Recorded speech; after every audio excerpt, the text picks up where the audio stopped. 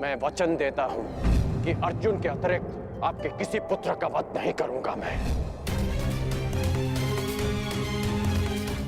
तो क्या जन्मदात्री को संदेह है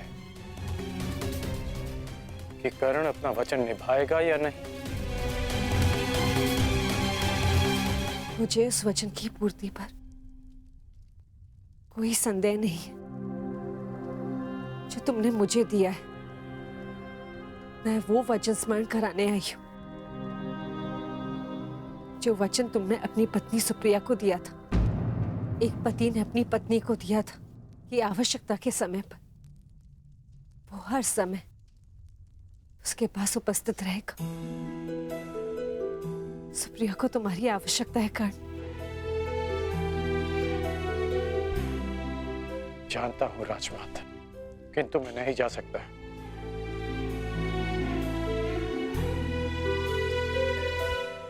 क्योंकि अब मैं युद्ध में सम्मिलित केवल एक योद्धा नहीं, अब मैं कौरव सेना का सर सेनापति हूं। अब युद्ध समाप्त होने से पूर्व मैं केवल यमलोक जा सकता हूं। मैं जानती हूं कि तुम नहीं जा सकते, परंतु वो तो यहां आ सकती है ना। चलो मेरे साथ।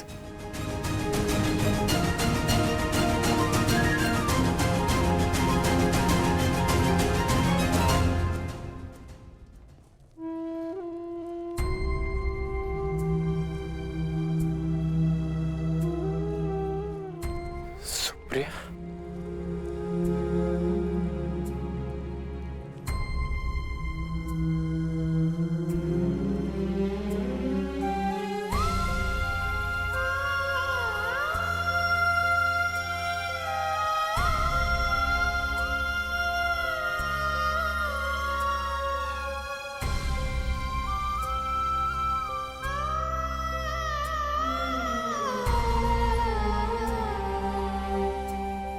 प्रणिपात आर्या।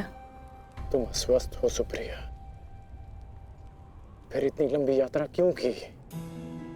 पत्नी अगर पति के पास पहुंच जाए तो आधा रोग अपने आप चला जाता है। हेश, नकुल और सहदेव संभाल लेंगे। उपचार के लिए इन्होंने संदेश भिजवा दिया है। उपचार की आवश्यकता नहीं है राजमाता।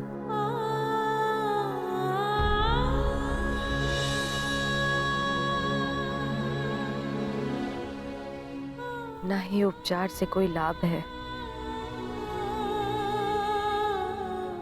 मेरी इच्छा थी कि मैं अपना अंतिम श्वास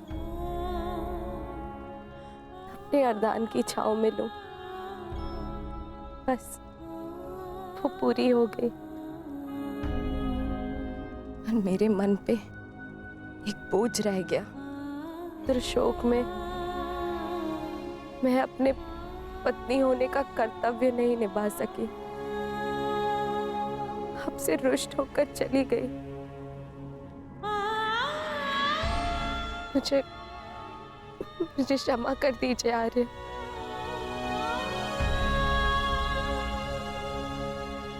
क्षमा मांगने की आवश्यकता नहीं है। मैं भी एक पुत्र हूं।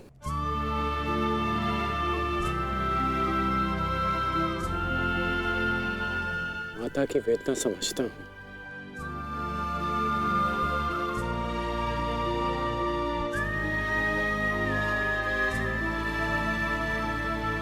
तुम्हारा कोई दोष नहीं है सुप्रिया।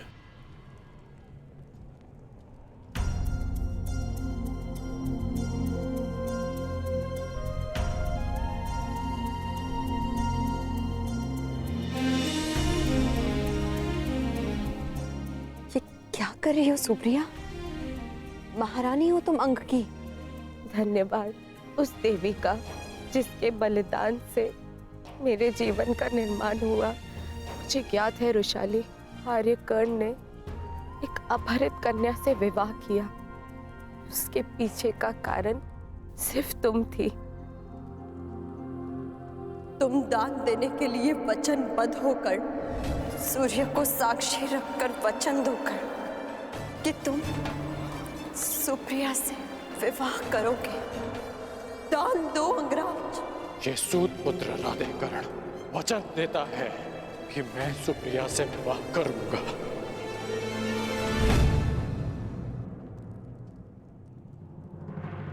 उस पल से इस पल तक मैं जितने भी पल जी हूं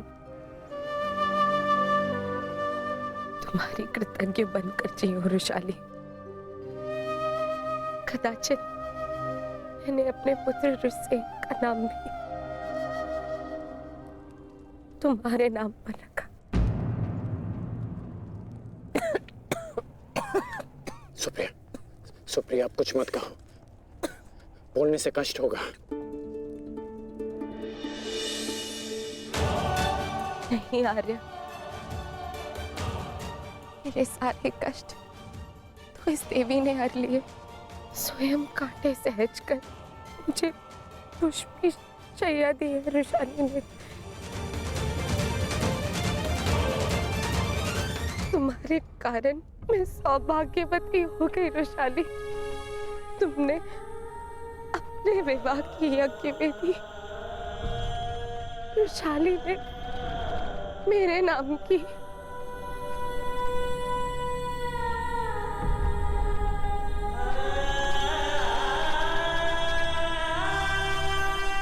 आप अपने वचन के लिए जाने जाते हैं ना आर्य। आपकी अर्धांगिनी होने के नाते मैं चाहती हूं कि आपका हर वचन पूरा हो, कोई भी वचन अधूरा ना रहे। आपका एक वचन है आर्य जो मेरे कारण अधूरा रह गया था।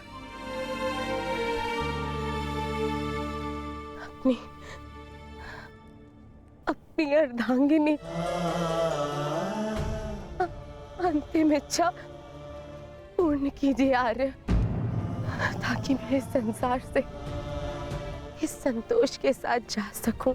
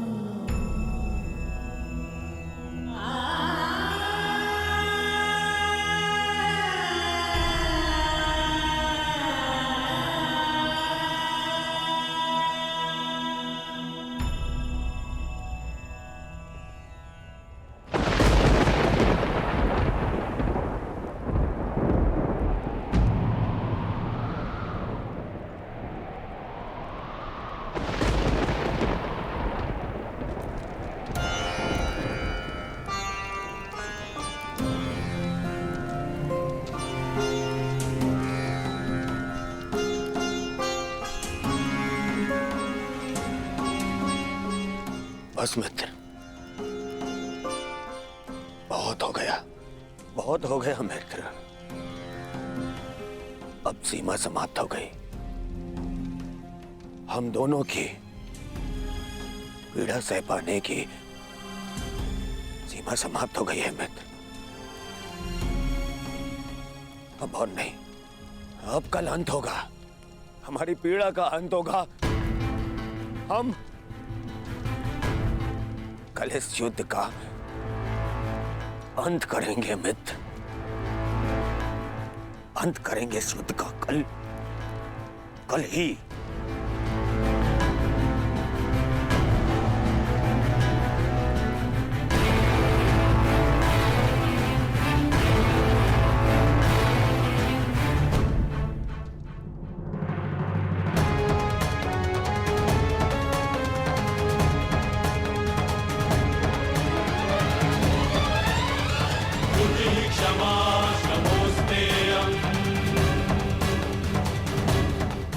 यशस्वी भव।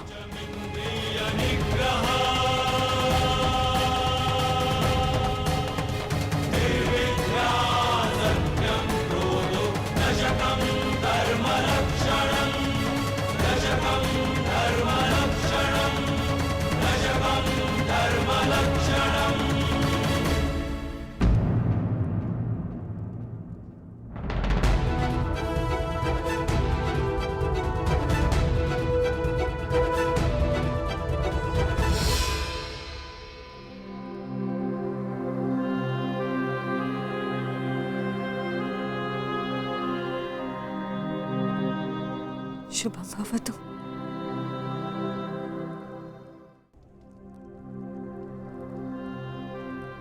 आज का दिन बहुत शुभ है।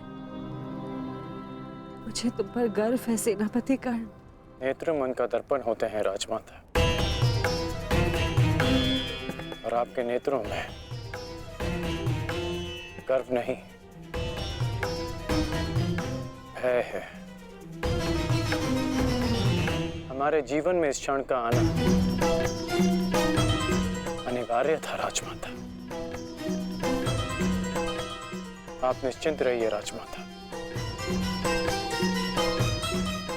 मैं पांडवों की भांति छल नहीं करूंगा। मैं अपना वचन अवश्य निभाऊंगा। आपके 5 पुत्र थे और सूर्यास्त के पश्चात आपके 5 पुत्र ही रहेंगे, या मैं या फिर अर्जुन।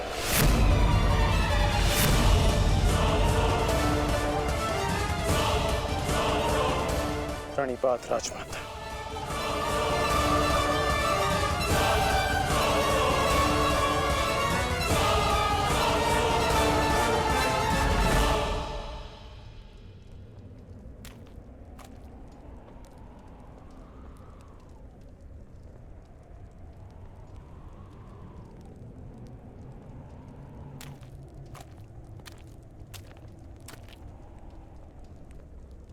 क्या हुआ ज्येष्ठ? क्यों चिंतित हैं आप? देख रहा हूं कि ये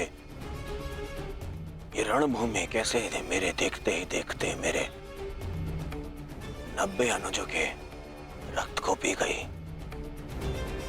उस अकेले भीम ने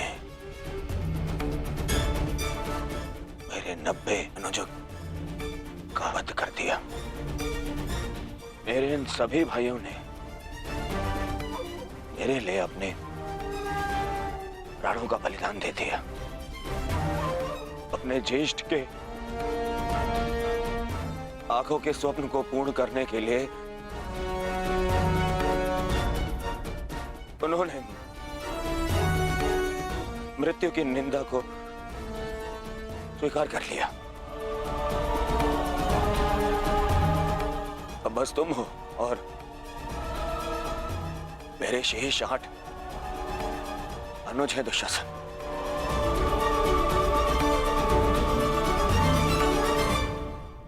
ये सोचकर मेरा हृदय कांप उठता है कि न जाने अब और किसका लहू मांगेगी ये रणभूमि।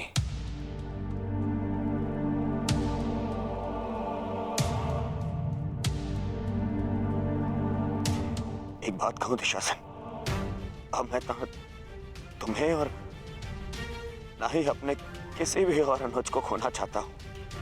अब मेरे में साहस नहीं रहा कि मैं अब अपने किसी भी और अनुज की अर्थी को कांधा दूं। मेरे में साहस नहीं है अब। किंतु आपके अनुज में साहस है ज्येष्ठ। साहस है कि वो अपने ज्येष्ठ के स्वप्न को पूरा करते करते अपनी आंखें मूंद ले। आपके लिए अपने प्राण देकर प्रसन्नता होगी मुझे, और संतोष भी कि मैंने पितृ ऋण चुकाया, क्योंकि मेरे माता पिता ने आज तक मेरा मुख नहीं देखा, और मेरे लिए आप ही मेरे पिता और आप ही मेरी माता हैं।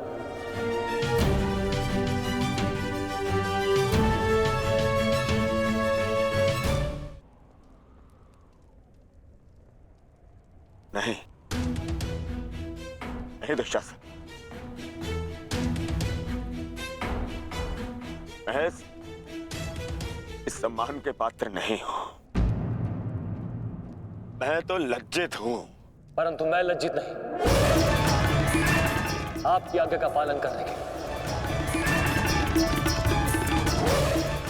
आपके आनंद के लिए मैंने जो कुछ किया, मुझे उस पर गर्व है।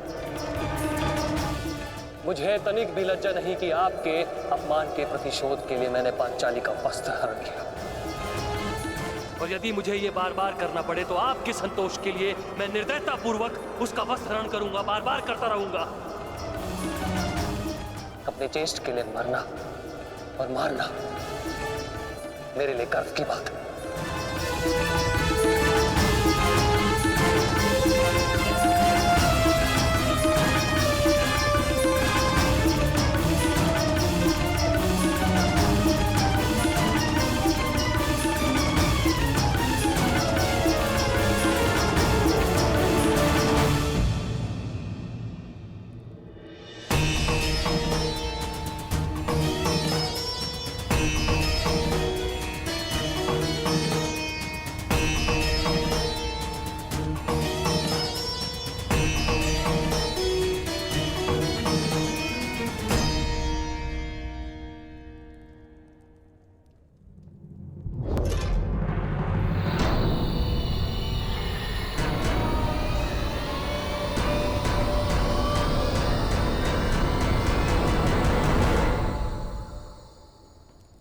माधव, आप गए नहीं?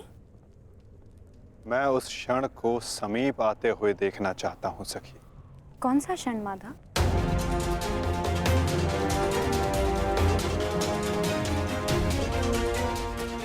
इस महायुद्ध के प्रारंभ होने से वर्षों पूर्व कुछ वचन दिए गए थे,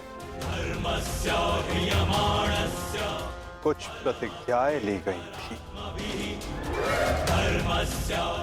केश खोले गए थे, उनसे कुछ आशाएं बांधी गई थी सखी। और अब उन वचनों की पूर्ति का, उन प्रतिज्ञाओं के संपन्न होने का, उन केशों को बांधने का क्षण समीप आने को है सखी।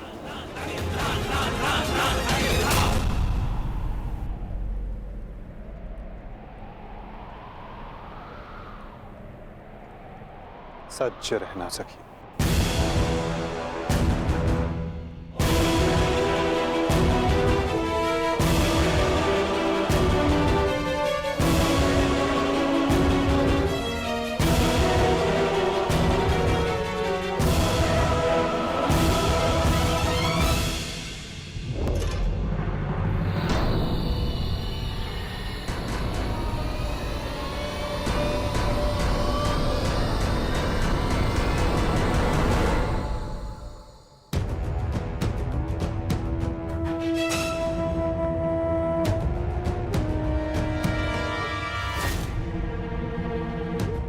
दासियों के मस्तक पर चूड़ामणि शोभा नहीं देती। मैं आपकी पुत्र वधू नहीं, और ना ही आपके पुत्रों की पत्नी।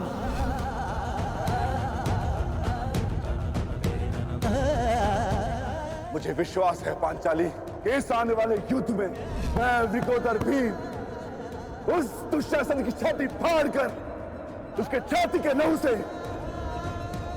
तुम्हारे केश सींच पाऊंगा।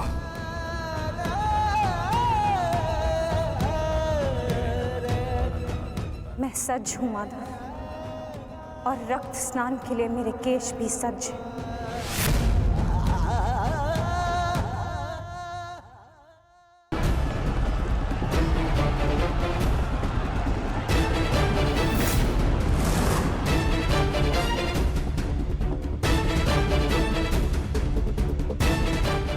मुझे पूर्ण विश्वास है मित्र, विजय कौरव सेना की ही होगी।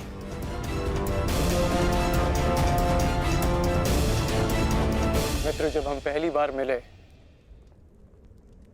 तब से तुमने मेरा शुभ चाहा है। आज एक सूत पुत्र कौरव सेना का सेनापति है तो वो केवल तुम्हारे कारण। नहीं मित्र, मैंने जो स्वप्न देखा उसकी वास्तविकता और उसका गुण तुम में प्रारंभ से था। मैं तो केवल इस स्वप्न के पूर्ण होने का साक्षी हूं बस।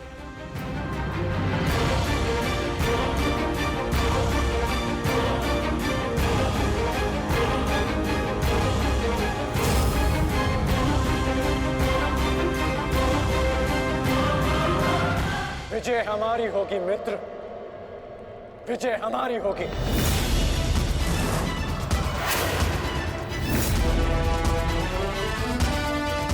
हाँ मित्र, अवश्य हमारी ही होगी। ये प्रण है सेनापति का, या तो वो अपनी सेना को विजय दिलाएगा या विजय की प्राप्ति के लिए लड़ते लड़ते अपने प्राण त्याग देगा।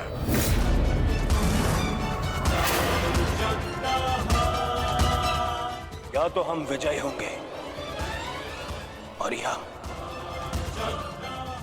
वीर गति को प्राप्त होंगे। आगे बढ़ो मित्र, ये सेना अपने सेनापति के मार्गदर्शन के लिए तत्पर है। आओ।